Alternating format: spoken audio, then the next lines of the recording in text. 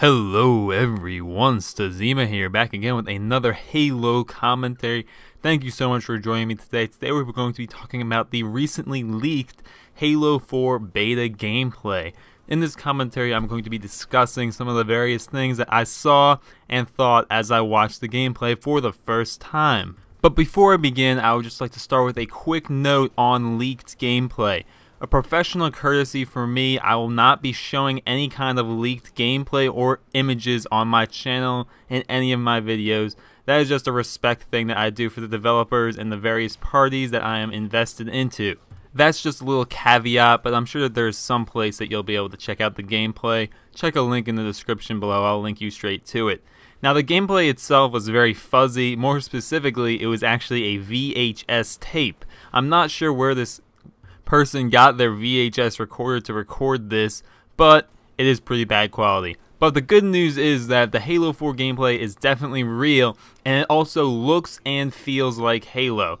In the short clips that we've seen so far, they've been way too short to tell the full overall feel of the game. Now after I've watched this gameplay, the first thing that struck me was that it feels like Halo, and it really is a Halo game. It's not a completely different feel, and that it will bring you a familiar feel of the Halo series, and that is probably one of the most important things that 343 can do in this new game.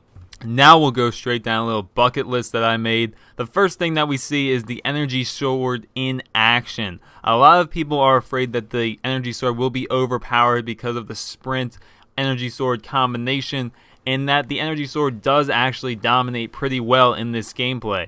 One of the things that we did see with the sword was a cool assassination, and throughout the gameplay we do see cool assassinations, many of which are weapon specific. So 343 is looking to bring in a lot more cool assassinations, and they are also making them specific to the weapon that you are carrying when you assassinate people, to give more incentive for people to assassinate people, I assume, and also to make it a little more hurtful to the person that you are assassinating. Back to the overpoweredness of the sword though. I am a little worried about it after seeing this gameplay because the sword doesn't seem that common throughout it, but when I do see it, it is extremely powerful and the person does rack up a pretty good amount of kills. They actually do get a triple kill and almost an overkill if they weren't so incompetent with the sword. I am a little concerned about the sword. The people who he was fighting seemed a little powerless against his sword sprint combination. We'll have to see how this one plays out before we make a final judgment though.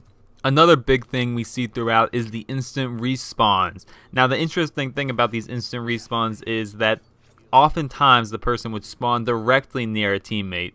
Whereas the spawn systems in Halo 3 and Halo Reach have been in the general area of teammates, this one in Halo 4 looks like it spawns you always in the direct line of sight of a nearby teammate. This could be a double-edged sword because if enemies come out of nowhere and you're instantly respawning, you can get spawn killed pretty easily in this new Halo game.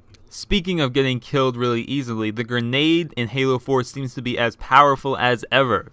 They remind me very much of Halo Reach's grenade. They seem to have the general amount of power and strength as the Halo Reach grenade, and they also seem to have the physics of the Halo Reach grenade. So they're not like the Halo 3 kind of grenades that you've been looking for, but they are still very powerful and they are still very bulky, much like the Halo Reach grenades.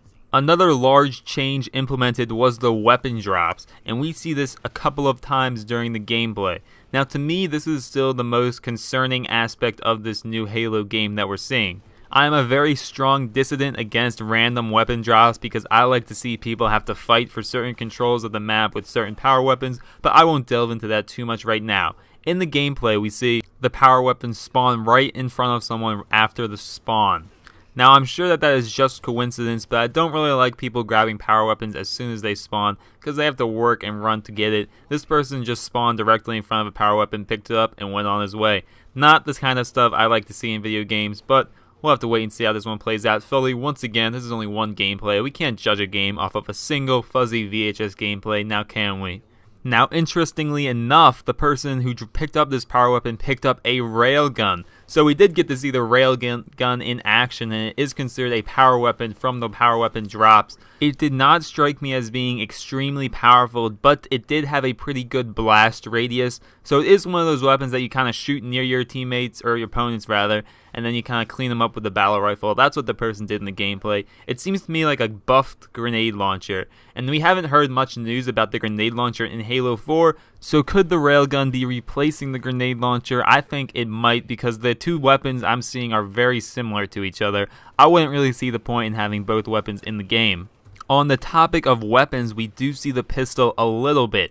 It is not used very much at all. The battle rifle is definitely the main focus of this gameplay. In fact, I don't even think that we see a DMR throughout the entire thing. We only see the pistol used in action once, and it is not used very effectively. I think that the pistol in this game might be weak, similar to the Halo 3 pistol.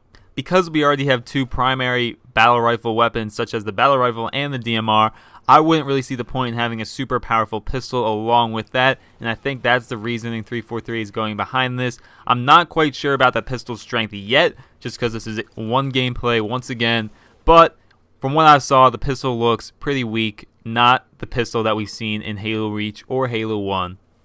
Moving right along the weapons chain, the rocket launcher makes a guest appearance. It's as powerful as ever, and it reminds me of a Halo 2, Halo Reach mix-up mashup of the rocket launchers. It is as powerful as ever, I can guarantee you that. But another thing that we see after someone kills him with the grenade launcher is a commendation kind of pops up onto the screen in the middle of the screen. I think it's a commendation, I'm not quite sure, it was very fuzzy, but if it is a commendation, which I'm pretty sure it was, I think that we're going to see a buffed up commendation system in Halo 4. 343 is going to be looking for a way to give people more Spartan points and experience so they can get the new armor and weapons and power-ups and all that stuff. New commendations, funner commendations, easier commendations will definitely be in the game to accommodate for the amount of credits that need to be given for people to unlock and level up more. Another thing that we see only once throughout the entire gameplay is what I'm pretty sure is Forerunner vision. The general consensus is that this little part, it's a little 10-second part, is featuring the Forerunner vision, and it is basically like an expanded ODST visor. From what I saw, it is used very situationally, as I expected, so it can only be used in special circumstances. You're not going to be running around the map with Forerunner vision, seeing through walls and all that kind of stuff. It was very short-sighted, like he only saw a few people. He only saw two people. They were behind a wall, a little wall, crouched down behind it. The radius of effect did not look that big either, so I don't think that is very much to worry about, but it still remains a controversial topic. I think that it won't be that big of a deal in the end. It really doesn't seem that powerful to me. I'd be more worried about a new armor lockish kind of ability, something that makes you very powerful, have very strong shields. I'd be more worried about an armor ability like that. We haven't really heard much about armor abilities, and Forerunner Vision isn't looking that bad, so I'd be more concerned about what's to come rather than what we have in front of us. As the game came to a close, I noticed a few things. First thing was the length of the match. Even though it did pause and have some things like that going on, overall the game was about 9 or 10 minutes long. It looked like a Slayer team deathmatch kind of game. Even though it was extremely long, this was probably the fastest paced Halo game I've ever seen.